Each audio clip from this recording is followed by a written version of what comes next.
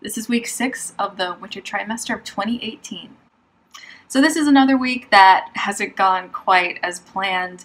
2 weeks ago, I had bronchitis, so I had to miss a whole week of school, and I feel like this trimester has been kind of like that, where I'll get sick and either have to miss school or I can kind of push through it, but then I'm like not making as good of work because I feel like I'm not as focused or like on my game as much.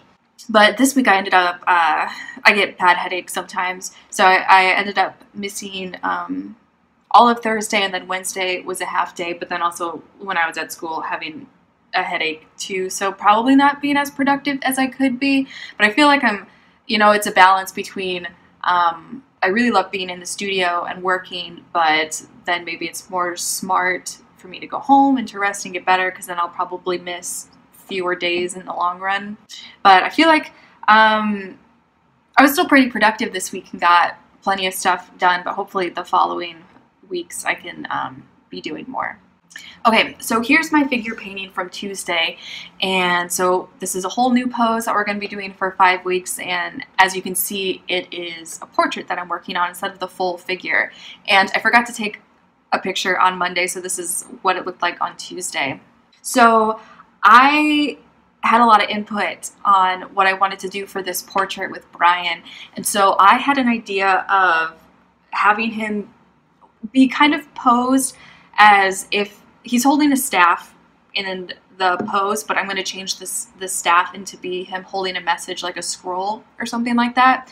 And I got this idea from reading Macbeth, where the three witches come and give Macbeth a prophecy that he's going to be king, but it's done in a sinister way where they give him that prophecy and it does, spoiler, come true, but because he makes it a self-fulfilling prophecy by killing the king himself. So I wanted this to kind of be a sinister type painting where I have Brian and he's holding a scroll and he's handing the scroll to someone or saying he's offering it up, but he's looking, has his head turned away, kind of saying like, I'm not going to stop you, you can take it, I'm not watching. But I'm going to paint his eyes so his eyes are looking back to kind of check to see if the person is taking the bait or not. So right now I'm painting it like normal, but I'm going to be changing the staff into a scroll so it'll have more of a narrative element than my other academic figure studies have had. So that's exciting. But so on Monday we get the pose set up, and Brian he has his head tilted down, and I'm kind of massing everything in, and I hadn't noticed, but he ended up raising his head up, and so later on in the session, when I'm getting to working out more details of the head, I've painted his head more upright. And Magda, one of our instructors, she is doing a full figure drawing of Brian, and so the last session of the day she comes up to me and says that Brian has raised his head up and she likes it lower, so she changes the pose, well, I guess back to the original where he had his head tilted down a lot more. So looking at my painting, it's different enough where I can't save any of the lines on the head, so if the pose is going to be more consistently with his head held down rather than more up how I had it, I ended up just wiping off the whole head because there's really nothing else I could save. And then, so Tuesday then, I then repaint the head, and we're keeping track of, where it is. But then we're finding that Brian's is having trouble keeping his head down that far, so we kind of get something in between that. So repaint the head again, or just change some lines. It wasn't too dramatic though. But then on Friday, I realized that there's been another mat placed under Brian's feet, so it raises him up. So I put something under my canvas on my easel so it lifts the painting up a little bit. But then I also am adjusting things too and raising Brian up more on my canvas. And this is something interesting because I'm working from side size, and so those little differences, those height differences, when you're trying to be as accurate as possible, they do make a big difference. And so doing that, you could say maybe that is a con of side size, because there's like the big controversy, which I don't know why a lot of people are very passionate about. You either do side size or you do comparative measuring. I think there's pros and cons to both, and I personally want to learn how to do and be comfortable with doing both, so you can try and take the pros from both of them. But so that's just interesting, just like me having to make these changes to my painting. And also at the same time is that it's the first week of Brian doing this pose, so he's getting more settled in. So I feel like the first week for each pose that I've done with a model, there's usually the most movement happening and most changes, and then they kind of settle into something where then their body, either it's muscle memory or they just find a spot that's comfortable for them where they're not going to move too much from that. So I feel like this week it's been, as much as I've been painting, which I guess isn't that much since I was out a lot this week, I'm still getting, like, moving the painting along, and it does feel kind of frustrating, because I feel like if I was here those days, or if there weren't those hiccups of having to like move Brian's head down, then move it back up, and then like the height changing on Brian, I feel like I would be farther along. But this is also the first time that I am just painting directly on the canvas. Before, I was doing transfer drawings with charcoal on paper, and then I would spend a week on that and then transfer it to the painting. Or I would do charcoal first and draw with charcoal right on the canvas, and then you have to paint over that. But since now what I'm doing is painting directly on the canvas, I feel like I'm right on progress with everything. So so I guess I'm not that behind, which is great. And I really enjoy working directly on the canvas. I feel confident with doing this now. Before, when I guess I wasn't as competent and I was making more drawing errors, and would get kind of messy to keep correcting that and fixing that with paint. I feel like I'm not like running into those roadblocks so much, so it's a little bit smoother progress. So now that I'm starting to get the drawing locked in a little bit more, it should be good to, now I think I have a good base where I can start putting more paint down. Right now it's just the shadow colors on it, but then I can start putting down the light shape and working with the shadow shape to get those locked in and start building it up with value and color now. And for my still life, this is where I had it earlier in the week. So with working on this, what I'm doing is just like the figure painting or the portrait painting, where I'm not drawing on paper, drawing with charcoal, just going right in with paint and dry brushing. So I have a shadow color, and I'm just have got this all just by dry brushing the paint on.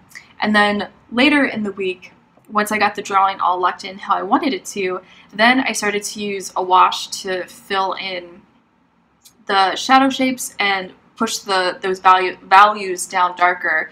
And so what I was doing with this to do the first wash is I would have my shadow color mixed up, and then in the background you can tell that there's red cloth hanging down in the background with this red rug. So I had a dark red color and then a shadow color that applied everywhere else. But what I would do is I would dip my brush in turpentine and wipe the bristles off on the side of the jar, and then wipe it on my paper towel. So I only have a tiny bit on my brush, and then I would mix it in my paint mixture to loosen the paint up more so it would flow more easily onto the canvas, so I could get that wash in really fast. And so I was doing that all over the canvas, and then I had another brush too that I didn't have any turpentine in it, so if I didn't want the paint to be too inky that it gets sometime when you're using turpentine, I have the dry brush then where I can diffuse the edges a little bit easier and give it that softer look, so not everything has, or so nothing really has a sharp line. So I'm working with soft lines and softer lines to get it to look more naturalistic. But probably because I was like had a headache this whole week and I wasn't feeling well. The turpentine, though I'm really not using that much, but I don't know, I'm just sensitive to it. I'm just probably more sensitive this week with the headache, but I could only really paint for between an hour and 2 hours, and I would just feel really gross and bad from the turpentine. So then I would just hang out in the lounge for the rest of the time. So still, again, kind of frustrating that the days that I was in, I wasn't able to work the full time that I could have, just because the turpentine wasn't making me feel well.